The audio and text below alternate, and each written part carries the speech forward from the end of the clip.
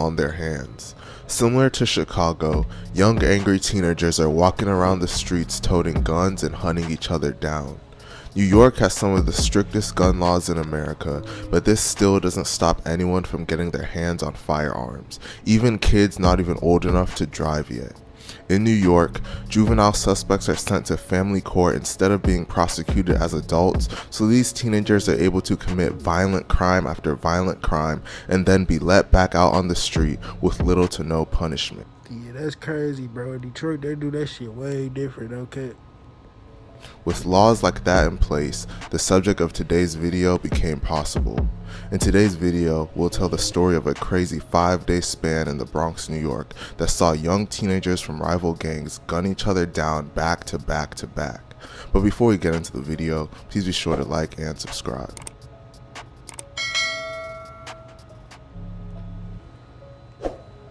If you know anything about the Bronx, then you know that it's a war zone.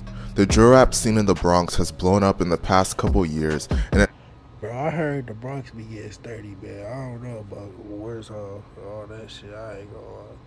Shined a light on all of the different gangs beefing with each other and all of the violence and mayhem this beef has caused. Some of the main gangs making noise in the Bronx in the drill scene are the OGs, YGs, DOA, and the OY. The OYs are actually from Harlem, but they primarily beef with sets in the Bronx. The story of this video centers around the beef between DOA and the YGs. DOA, made famous by the rappers such as K-Flock and Dougie B, consists of people from multiple hoods such as Rayway and Sevside.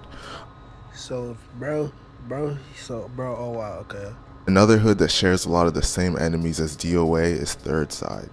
There are multiple YG factions in the Bronx. There are the YGs from RPT, such as the rappers D-Thank and Bando. There's the YGs from Mott Haven, such as the rapper Use G's. And there's the YGs from 800. Hold on. Such as the rappers D-Thank and Bando. There's the YGs from Mott Haven. Chat, how many years can you get for a gun in New York, man? I heard you can get like 10 years. I ain't gonna lie, they tripping. That's why they be poking niggas. Such as the rapper Use G. But shit, I get why, bro. It's so small. And there's the YGs from 800, also known as 80, such as the rappers Nesty and Assassin. In a crazy week in the Bronx, the bloodshed would get out of control and multiple sides would take losses. New this morning, a deadly shooting in the Belmont section of the Bronx. Police say a 19-year-old man was shot in the head on Prospect Avenue near 181st Street around 11:30 last night. He was pronounced dead at St. Barnabas Hospital. The victim's name has not been released, and there are no arrests in the case. The crazy week in the Bronx all started with the death of a rapper by the name of Ty Swish. On July 8, 2021, Ty Swish, real name Tyquil Daughtery, was killed inside his building on Prospect Avenue in the Bronx at just the age of 19 years old. He had been shot in the eye and then ran outside the building where he collapsed. She got hit. Oh. A family friend found him unconscious, sprawled out on the ground outside the building. He was rushed to the hospital where he was later pronounced dead. The gunman fled in a dark-colored 4-door sedan. Ty Swish wasn't directly involved in the Bronx beef. He was a member of a gang called Sex Money Murder, but he was cool with some members of the 800 YGs. The police believed that a Rayway member by the name of J Rip was one of the people involved in Ty Swish's death. Yeah, that's crazy. So he killed him and he died after. We're hearing from the families of 2 teens shot and killed in the Bronx. This is surveillance video of one of those victims, just 13 years, stumbling into a restaurant after police say he was shot. We're freezing part of the video here because it's just too difficult to watch. Just 3 days after the death of Ty Swish, members of the 800 YGs would seek out revenge for him. On July 11, 2021, J Rip, real name Jarian Elliott, and a friend were walking on the street when a male gunman got out of the back seat of a black sedan outside and opened fire at the two of them.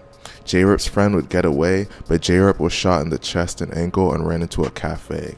He would collapse and be taken to the hospital, where he would tragically be pronounced dead at just 13 years old. The entire incident was captured on surveillance footage. Although he was just 13 years old, J-Rip already had been arrested 8 different times, including He was 13 and he caught one? Oh, yeah. for robbery and assault, and had been locked up twice that year before being dumped back on the street. 2 members of the 800 YGs would eventually be caught and charged with his murder. An 800 member by the name Squeeze, real name Jaleel Khalif, is believed to be the gunman, and another 800 member by the name of Taco Guns, real name Bro, I know this not how New York coming, bro. What the fuck? This how New York coming? He street. Hell, right here. I don't know about that. I ain't gonna know. and Baez is believed to have been his accomplice. The police also believe another member of 800 by the name Bro, these niggas look so innocent. of Raw G's was there as well. Not even 24 hours after J-Rip's death, the bloodshed would continue. Around 11:30 Sunday night by the corner of East 178th Street and Webster Avenue in the Bronx, police say 2 men pulled scooters up next to a cab Medrano was taking to a recording studio. They then shot him in his head and chest, killing him. Following the death Damn. The head and chest is crazy. I ain't gonna lie, God. of J-Rip, his associates would seek out to avenge him instantly. Just 8.5 hours after the death of J-Rip, a known 800 YG's member by the name of Raw G's, real name Ramon Gil Medrano, entered an Uber and was waiting for it to take off. Rajiz had mocked J-Rip's death on social media and had been believed to have been present for J-Rip's murder. While he was sitting in the Uber, 2 gunmen on scooters would ride by and open fire. Snap Fuck. your W-2 and file Fed and State for free. Simple tax return. On him. He was shot in the head and chest and died instantly. In fact, the whole incident was caught on video. The shooters would ride by and open fire on him. He was shot in the head and chest and died instantly. In fact, the whole incident was caught on video. The crazy thing about it is that Ross shouldn't have even been free at the time. He was wanted for an armed carjacking at the time of his death, and was one of 3 open gun cases he had against him in family court, all stemming from incidents in the previous 7 months to his death. According to the police report, 2 16-year-olds were charged with Ross' death. One of them goes by the name of No Love Munna, and he is allegedly J-Rip's cousin. Surprisingly, No Love was released from jail, but since he's a juvenile, there's no way of checking his paperwork to see why. The very next day after the death of Raw G's, the 800 YGs would be out looking to avenge him. As I mentioned earlier, one of the people charged for J-Rip's death is an 800 YG member by the name of Taco Guns. Taco and Raw were very close friends, so losing Raw would hit Taco hard and make him eager for revenge. On July 12th, other unidentified individuals spotted them and opened fire on them. Dougie Bro, I know Taco not like that. My boy Taco is not like that, bro. and his associate survived this incident but suffered injuries.